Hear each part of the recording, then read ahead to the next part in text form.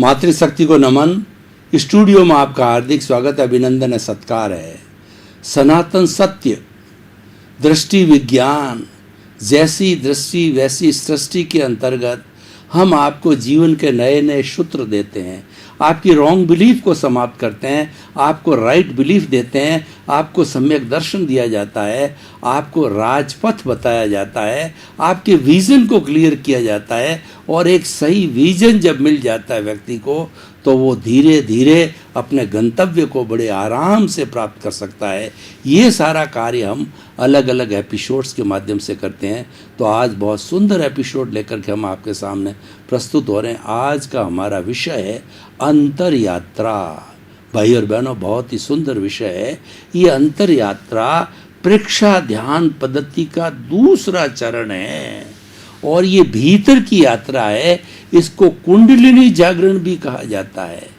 जब किसी व्यक्ति का कुंडलिनी जागृत हो जाती है तो वो ज्ञानी पुरुष मिल जाता है और फिर धीरे धीरे अभ्यास करते करते परम ज्ञान को प्राप्त कर सकता है। करत करत अभ्यास के और जड़मती होत सुजान, और रसरी आवत जान के और सल पर पड़त निशान। Practice makes a man perfect. व्यक्ति सबसे पहले सम्यक दर्शन को प्राप्त कर लेता है, सम्यक ज्ञान को प्राप्त कर लेता है, यानी वो अच्छी तरह से किसी भी मकान की जो है फुल प्रूफ नींव लगा देता है, भूकंप प्रूफ नींव लगा देता है। तो उसके बाद कितनी मंजिलें उस पर वो धीरे धीरे लगा करके और अपने हाईएस्ट ऊंचाई जितना उसका लक्ष्य है उसके तक पहुंच सकता है। लेकिन हमारा विजन क्लियर होना चाहिए, हमारे सम्यक दर्शन आना चाहिए। और हमारे धार्मिक ग्रंथ भी बताते हैं कि व्यक्ति को जब सम्यक दर्शन मिलता है तभी मोक्ष की नींव लगती है। सम्यक दर्शन ज्ञान चारित्राणि मोक्ष मार्ग। मोक्ष की प्राप्ति के लिए सम्यक दर्शन होना चाहिए पहले, फिर उसके बाद सम्यक ज्ञान, फिर सम्यक चारित्र, और फिर सम्यक तप के बाद से वह व्यक्ति धीरे धीरे केवल ज्ञान की अवस्था तक पहुंच जाता है। तो भाई और बहनों, हम अंतर यात्रा का विवेचन कर रहे हैं कि अंतर यात्रा का अर्थ क्या है कि हमारी विटालिटी जो है ना, हमारी प्राण ऊर्जा है, ये चार चीज़ों से बनती है। भोजन, पानी और हमारी शुद्ध वायु और अग्नि, जठराग्नि कहिए, सूर्य की अग्नि कहिए, ताप कहिए, इन चारों चीज़ों से मिलकर के ये विटालिटी बनती है। इस विटालिटी को कर्ण वीर्य कहा जाता है। दो तरह के वीर्य होते हैं, एक तो लब्धि वीर्य होता है, वो आत्मा की ताकत कही जाती है, और उस लब्धि वीर्य के कारण आत्मा जो है वो शरीर के एक एक अवयव को, एक एक कोशिकाओं को जो है वह एक पावर हाउस बन करके वो चेतना देती है। और उस चेतना के आधार पर हर कोशिका स्वयं अपने आप एक पावर हाउस बन जाता है। तो और फिर वो पावर हाउस के अनुरूप कार्य करता है। तो जो है ये हमारा अंतर चेतना जो है, ये जागृत होने पर, कुंडलिनी जागृत होने पर हमारी जो विटालिटी है उस विटालिटी को हम नष्ट नहीं करते हैं। और जिस व्यक्ति को सम्यक दर्शन नहीं है वह इस जो है विटालिटी को, इस प्राण ऊर्जा को मनोरंजन में, पांच इंद्रियों के सुख में, भोग विलास में खर्च कर देता है। और वह विटालिटी अन्य पंचेंद्रिय जीवों के जो है पशुओं पक्षियों के भी बनती है, वाइल्ड एनिमल्स के बनती है, लेकिन वह जो है उसका दुरुपयोग करके खर्च कर देते हैं। उनके लिए कहा गया है, कूकर सूकर करत हैर खान पान रस भोग, तुलसी वृथा न खोइये यह तन भजने योग। यानी मनुष्य के लिए कहा गया है कि कुंडलिनी जागरण करके तुम प्रभु भक्ति करो, और तुम्हारा जितना कर्ण वीर्य है, जितनी जितनी विटालिटी है, उसको मनोरंजन में, इंद्रिय सुख में, भोग में, विलास में, इंटरकोर्स में खर्च मत करो। और भी बहुत सी चीज़ें करने के लिए, समाज सेवा है, स्वयं का अध्ययन है, निज स्वरूप के अंदर आना है, और जो अच्छा अच्छा स्वाध्याय करना है उसमें उपयोग करो।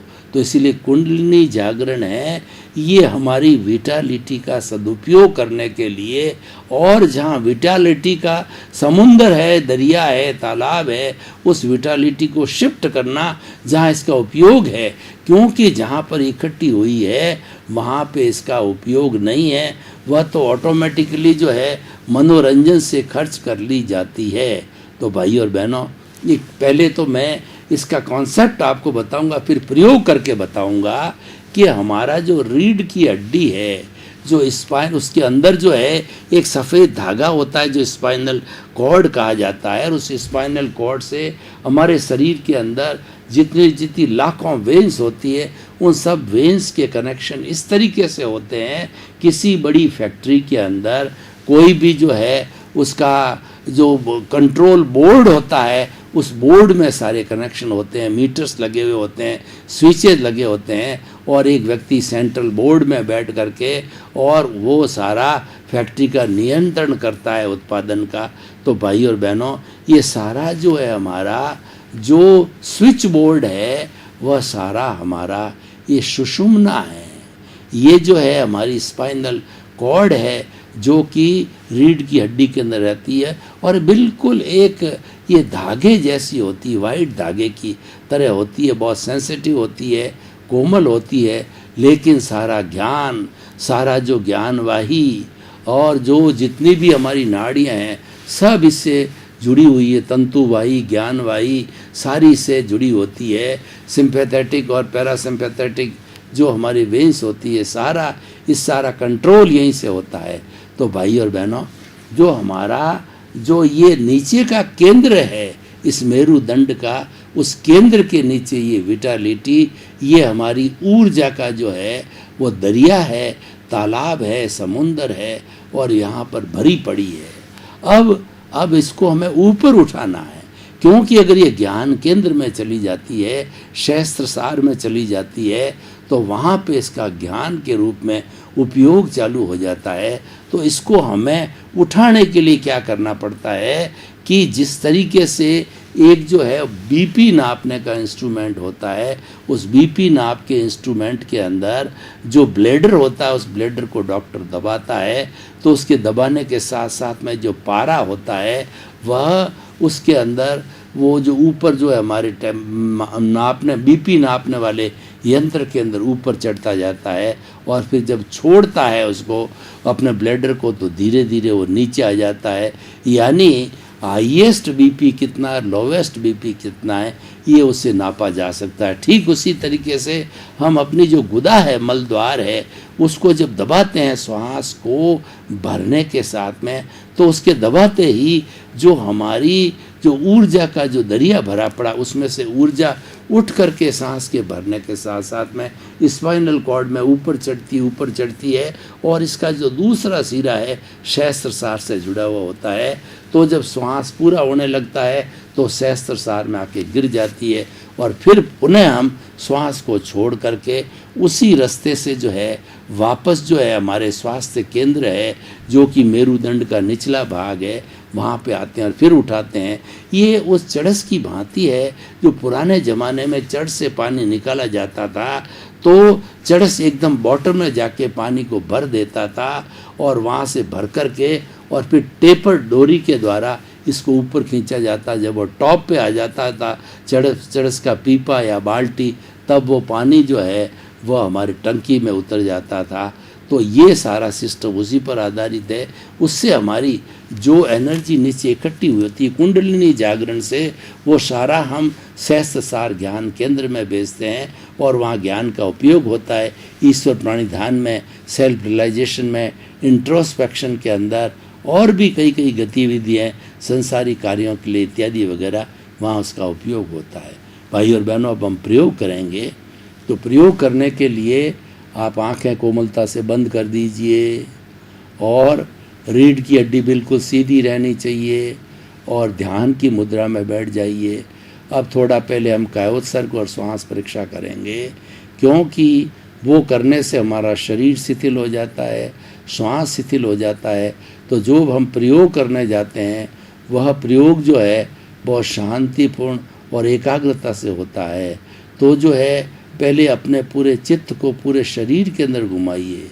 जो चित्त है हमारी चेतना की शक्ति है, जो कि हमारे इस स्थूल शरीर के लेवल पर काम करता है।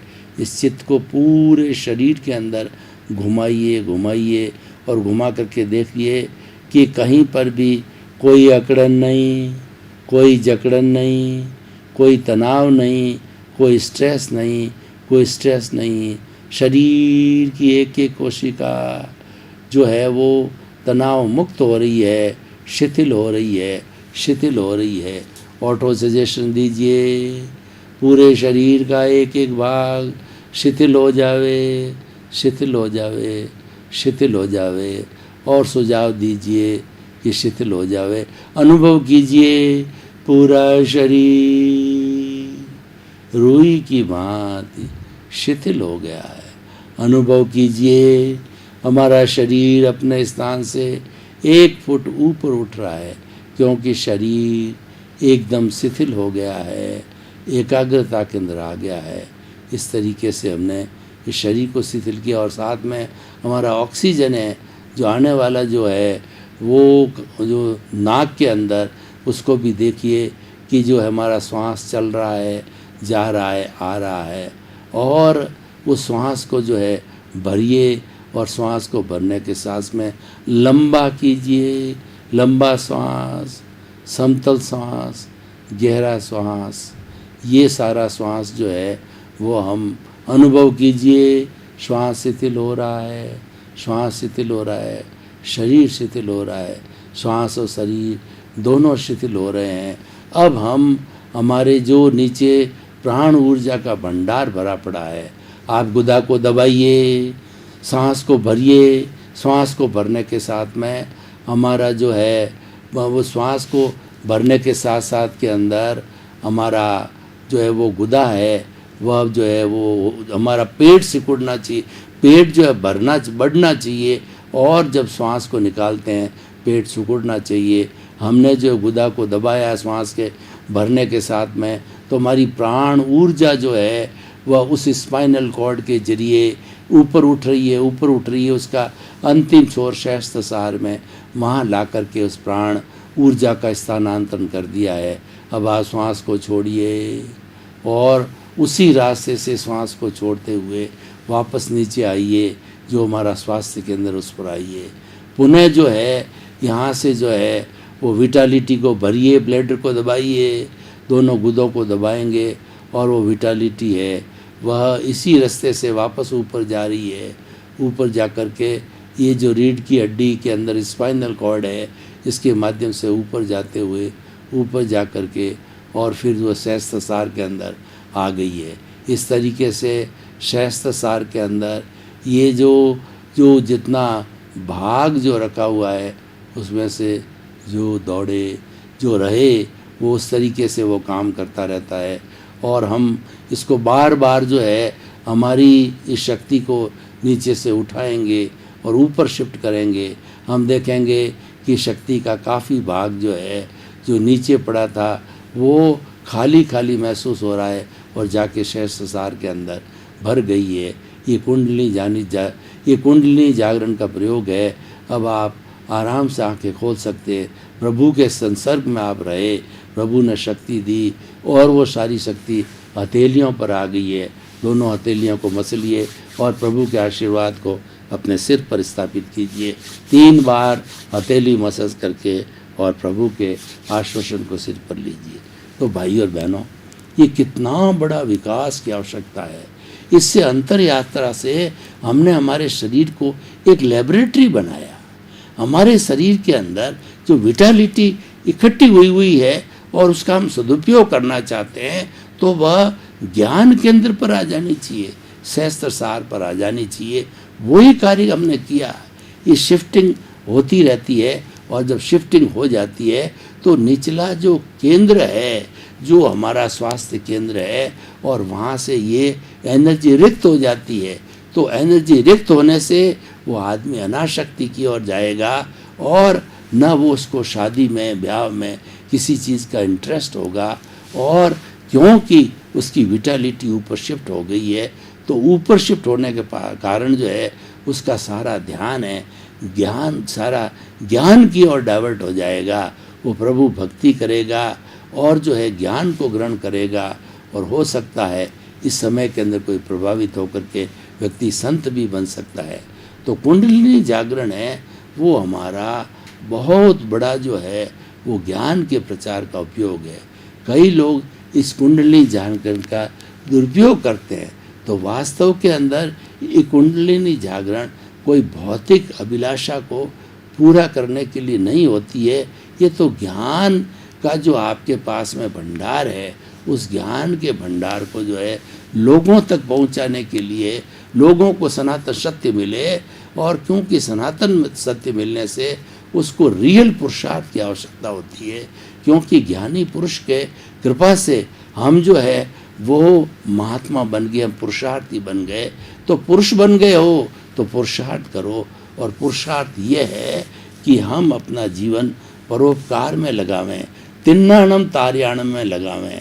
हम कोई ऐसा कार्य न करें जो समाज कंटक हो, समाज विरोधी हो, और लोग जो है हमारे पर प्रतिक्रिया करे कि पढ़ा लिखा साधक व्यक्ति जो है वो इस तरीके से जो है कंचन कामिनी के अंदर चक्कर में है, या जो इसका दुरुपयोग कर रहा है। तो भाई और बहनों, ये हमारी अंतरात्रा कुंडलिनी जागरण, हम सोचते हैं कि ये तो ऋषि मुनियों का काम है, ऋषि मुनि जगाते हैं और ये कार्य ऋषि मुनि करते हैं। ऋषि मुनि ने तो किया ही है। ऋषि मुनि ने कुंडलिनी जागरण करके वो मोक्ष की अवस्था तक पहुंच गए हैं, लेकिन साधारण जन सामान्य है, वह भी मुक्ति जाना चाहता है, वो भी सुख चाहता है। तो ऐसी स्थिति के अंदर उसको सुख की प्राप्ति हो तो कुंडलिनी जागरण का प्रयोग सिखाना चाहिए, और कुंडलिनी जागरण के प्रयोग से आदमी को दूसरे बहुत से साइड बेनिफिट्स भी हो जाएंगे। एक सबसे बड़ा बेनिफिट ये होगा कि ये हमारी विटालिटी तो ऊपर शिफ्ट हो गई, लेकिन उस व्यक्ति के अंदर क्रोध, अहंकार, माया, लोभ नहीं आएगा, क्योंकि उसको एहसास होने लग जाएगा कि अगर मैंने क्रोध, अहंकार, माया, लोभ को प्रश्रय दिया तो ये जो मेरा जो अस्तित्व है कुंडलिनी जागरण का या पैदा करने का, इस अस्तित्व के सोर्स को ही वो ख़त्म कर देंगे। वो हमें नहीं करना है। इसीलिए भाई और बहनों, ये जो हमारा जो मानवीय गुणों की बात है, इस गुणों को हमने प्राप्त किया और हम इसको आगे बढ़ा रहे हैं, तो हमें ये प्रश्रय देना चाहिए कि ऐसे गुण हैं, आगे से आगे हर युग के अंदर जो है बढ़ते रहें। क्योंकि आज का जो युग है वो हमारा मीडिया का युग है, और वो मीडिया के माध्यम से वो व्यक्ति तक अच्छी अच्छी बातें जाएगी, अच्छे जो है संकल्प शक्ति के प्रयोग जाएंगे, ऊर्जा के बचत के प्रयोग जाएंगे, और जो है आपको जो अंतर यात्रा और कुंडलिनी जागरण जैसे प्रयोग जाएंगे तो आप जो धन्य हो जाएंगे, क्योंकि ये मुख्य चीज़ है। कुंडलिनी जागरण एक अच्छी विद्या है, ये कोई तंत्र नहीं, मंत्र नहीं, जप नहीं, माला नहीं, एक तो ये अच्छी विद्या है। ये विद्या क्या करती है कि वह व्यक्ति के भीतर जो है अच्छे भावों का संचार करती है, और अच्छे भावों के संचार से जो है जो भी उसके संपर्क सनिधि में आता है तो वह व्यक्ति भाव विभोर हो जाता है, और ये उसकी प्रज्ञा का, उसकी जो है वो चेतना का प्रभाव भी होता है कि वह व्यक्ति को उसकी ओर अपनी ओर खींचता है। तो भाई और बहनों, इस अंतरात्मा, ये जो अंतर यात्रा है, ये जो भीतर की यात्रा है, ये बहुत ही सुंदर विषय है, और ये विषय सबके लिए उपयोगी है, और ये साधना का विषय है। जितना जितना हम साधना करेंगे तो साधना का जो मुख्य उद्देश्य ये है कि हमें अपने कषायों पर विजय पानी है, और कषायों का बना हुआ ये कॉजल बॉडी, ये जो हमारा जितना भी जो है कॉजल बॉडी, हमारा लिंग शरीर, और जो हमारा जो है वो ये सूक्ष्म शरीर है, इसको धीरे धीरे हमें विनाश करना है, क्योंकि हमको मुक्ति में जाने के लिए यही रोके हुए है। इसीलिए इसको बड़ा व्यवस्थित रूप से जो है हमें ज़ीरो करना है, और ज़ीरो करके और हमें जो है कुछ ही जन्मों के अंदर सिद्ध बुद्ध हो जाना है। तो वास्तव के अंदर अंतर यात्रा जीवन का लक्ष्य प्राप्त करने का बहुत ही सुंदर साधन है, और बड़े बड़े साधक जो पहुँचे हुए हैं, गोरखनाथ जी जैसे हठ योगी, या और भी बहुत से उनके संप्रदाय के, और जैन पद्धति के अंदर बहुत से हमारे साधु है, आचार्य है, जो लोग जो है कुंडलिनी ज्ञान का प्रयोग करते हैं और अच्छी तरह से करते हैं, तो उनमें बहुत सी अच्छाइयों की प्राप्ति हो जाती है। वो व्यक्ति विदेह बन जाते हैं, गुणों की खान बन जाते हैं, और ऐसे जो है महानुभावों के दर्शन मात्र से जो है हमारा कर्मों की निर्जरा हो जाती है। तो भाई और बहनों, आइए हम निष्कर्ष की भाषा में बात करें कि ये जो विषय है बहुत ही सुंदर विषय है, और इस विषय का लोगों तक पहुंचाना चाहिए कि लोगों को इसके बारे में बहुत कम जानकारी है। हमें ज़्यादा से ज़्यादा इस एपिसोड को लोगों के सामने प्रस्तुत करके इसकी जानकारी लोगों तक ज़्यादा जानी चाहिए, क्योंकि लोग जो होते हैं वो अपने अपने ही काम के अंदर स्थिर होते हैं। बड़े बड़े जो है वो उद्देश्य होते हैं, उनकी ओर ध्यान नहीं दिया जाता है। लेकिन हमारा तो अपना लक्ष्य ये है कि हमें प्रभु की प्राप्ति करनी है, हमें अपने जीवन को सफल बनाना है। तो उसको सफल बनाने के लिए जो है ये अंतरात्मा प्रयोग है, बहुत ही सुंदर प्रयोग है, और इस व्यक्ति को और इस प्रयोग को जो हमें वो जो है प्रतिदिन किया जाना चाहिए। तो भाई और बहनों, अंतर यात्रा का जो मूल निष्कर्ष की बात यह है कि ये साधना का विषय है, ये अभ्यास का विषय है, और जो व्यक्ति एक तरीके से अच्छे ज्ञान को ग्रहण कर लेता है और ग्रहण करने के बाद उस ज्ञान को आगे बढ़ाना होता है, उसी की प्रथम भूमिका ये तैयार करता है। तो इसीलिए हम ये चाहते हैं कि ये पूरा विज्ञान जो है वो आपके उपयोग में आए, और उसका विज्ञान का उपयोग करके आप भी सिद्ध बुद्ध मुक्त बने, ये हमारी मनोभावना रहती है। तो भाई और बहनों, ये अंतर यात्रा, ये कुंडलिनी जागरण, ये सुंदर सुंदर विषय है। इसकी जो है हम जो है जितनी भी माला स्वरूप सीखें और उसको करें, तो ये हमारे जीवन के अंदर बहुत बड़ा परिवर्तन ला सकता है, हमारा जीवन धन्य बन सकता है, और हमारे जीवन के अंदर जितनी भी रूढ़ियाँ हैं, जितने भी बुरे संस्कार हैं, उन सब को धोया जा सकता है।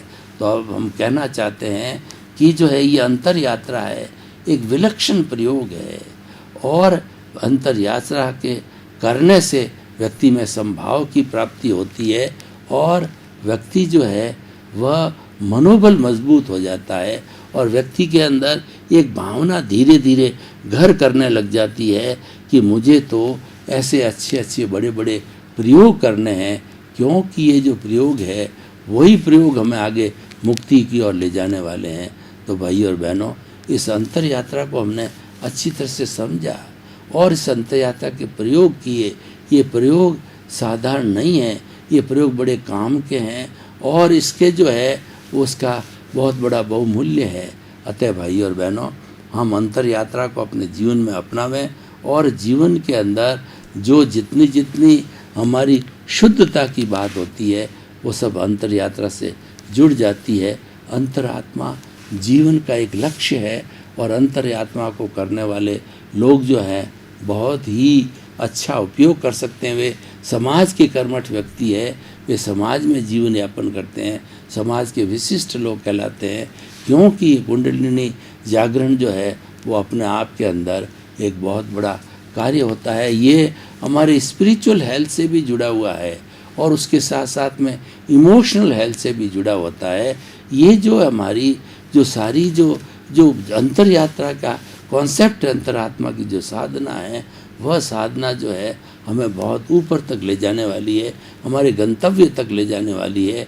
तो ये निष्कर्ष की भाषा के अंदर मैं ये कहना चाहता हूँ कि उस अंतर यात्रा की जो है हमें खूब अच्छी तरह से अभ्यास करना चाहिए, और जो एक्सपर्ट है तो इससे कितने फ़ायदे हैं, नुकसान हैं, वो सारा हमें पता करना चाहिए। तो हमें मालूम पड़ जाएगा कि प्रेक्षा ध्यान का बहुत सुंदरतम चरण है वह ये जो है वो हमारा कुंडलिनी जागरण, यह अंतर यात्रा है, क्योंकि ये बहुत बड़ा व्यक्ति के अंदर परिवर्तन लाने वाला है। भाई और बहनों, आपका बहुत बहुत धन्यवाद। आप हमारा ये सनातन सत्य कार्यक्रम देखते रहिए। सनातन सत्य कार्यक्रम के अंदर मानवीय मूल्यों, सांस्कृतिक मूल्यों और जो शिक्षा के मूल्यों का जो खूब सांगोपांग अध्ययन कराया जाता है, तो आप हमारे साथ जुड़े रहिए। तो जूं जूं आप हमारी इन साध्यों का उपयोग करेंगे, हमारे जो दृष्टि विज्ञान का उपयोग करेंगे, तो आपको लगेगा कि वास्तव में सुख की प्राप्ति हो रही है। इसी क्रम में आपका जीवन आनंदमय हो, मंगलमय हो। आपके प्रति बहुत बहुत शुभकामनाएं।